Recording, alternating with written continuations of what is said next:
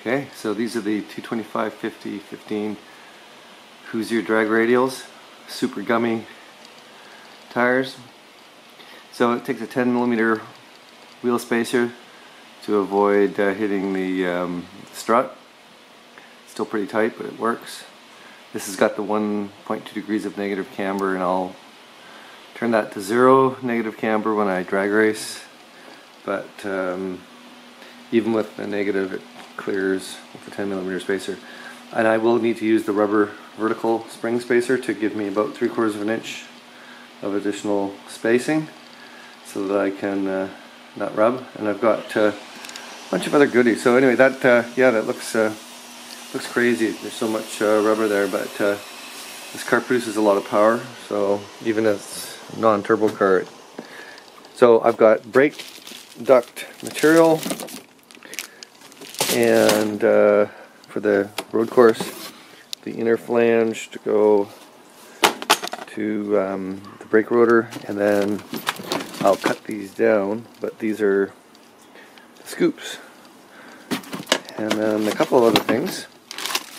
Harry's lap timer is the software I'm using on the iPhone, and this is a high-speed Bluetooth connected GPS to give, and it's using the American and the Soviet system, so that it has more satellites available at any one time for triangulation. So that gives Harry's lap timer, which is the Pro system that mounts, basically your iPhone becomes the center console for a whole bunch of stuff. So you've got a GoPro camera that I've got mounted in the center of the roll bar, and then an ODB, an onboard diagnostics feed from my Holly through a Bluetooth interface. So this guy here, this gets put into basically an adapter into my Holly, and it feeds the engine parameters back into the iPhone, and then it overlays on the screen overlay 2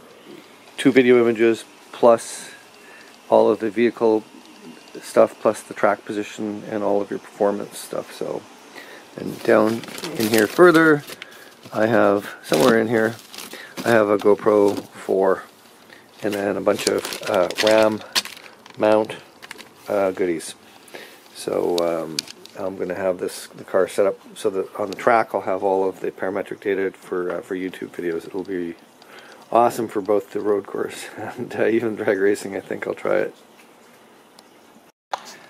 So I've been getting ready for the drag strip a week from today, although it looks like it might rain. I've been trying to track down the smell from the fuel line, so I bought this combustion gas detector, same company that makes the air conditioning refrigerant leak detector. Anyway, if you turn this dial up here, it'll, so it's kind of a Geiger counter thing to it, and as you get close to my fuel lines,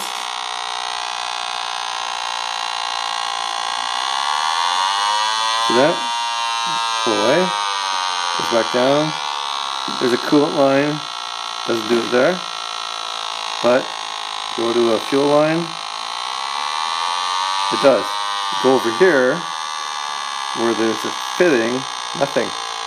So I was researching on the internet, and it turns out that most of these stainless steel lines that are rated for gasoline, they actually, see that? All the lines do it.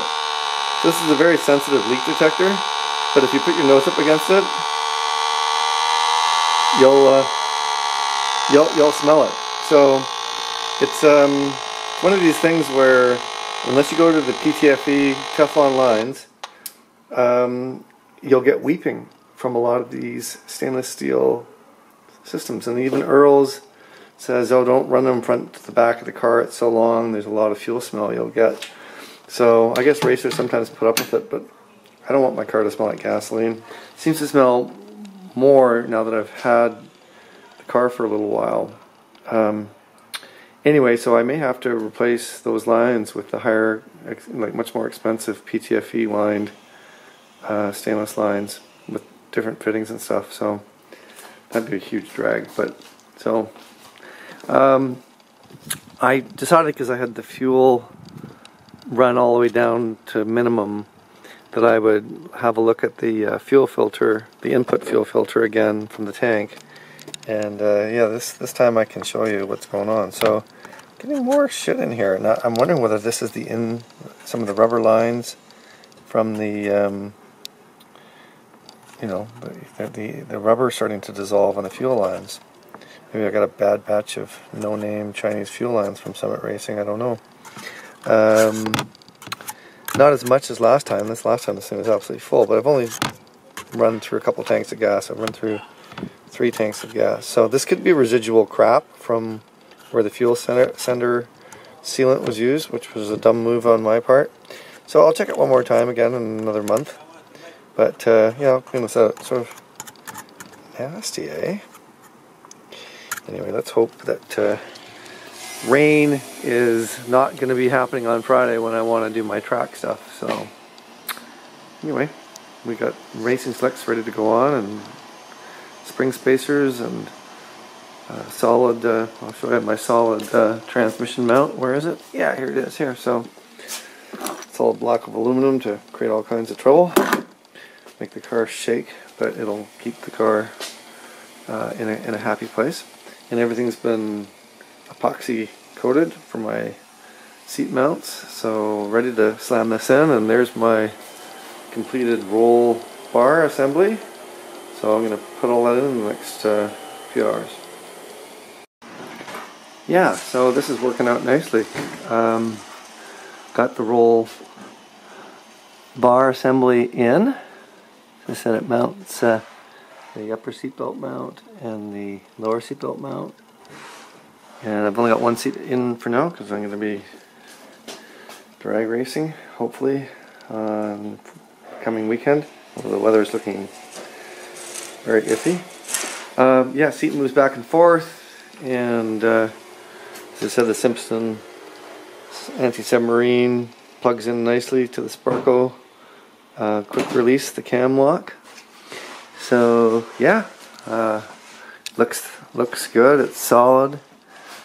Built it out of 1 1/4 inch chromoly. I know I should, you know, for NHRA spec, another racing spec, build it at a 1 1/2, but I didn't give a shit about the regulations because I'm not going to be formally racing it. I don't want the extra heavy bar, so basically it's very strong and does its bit, and there's a camera mount in the middle, so it's going to be awesome. Oh, I almost forgot to show you the extender for the gear shift knob. Looks a little industrial, but it's kind of nice, and feels right, and it works well with the reach of the when you're in the harness, you can shift easier. So I like it. I'm happy with it.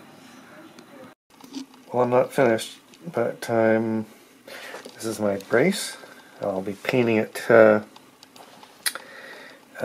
silver body color, and haven't finished the exact placement of the bottles, but kind of here, and it's looking the part. It's looking like a race car right now. Anyway, it's gonna be awesome. But looks like I'm gonna get rained out for track test and tune day on Friday coming up, so I'm kind of running out of time anyway. I'm thrashing here a little bit, but I'd like to have maybe a chassis dyno test done and some tuning of the motor before I go to the track and try to get my personal best. But next track day is May 29th, so or at least test and tune day at the drag strip, so we'll just have to see.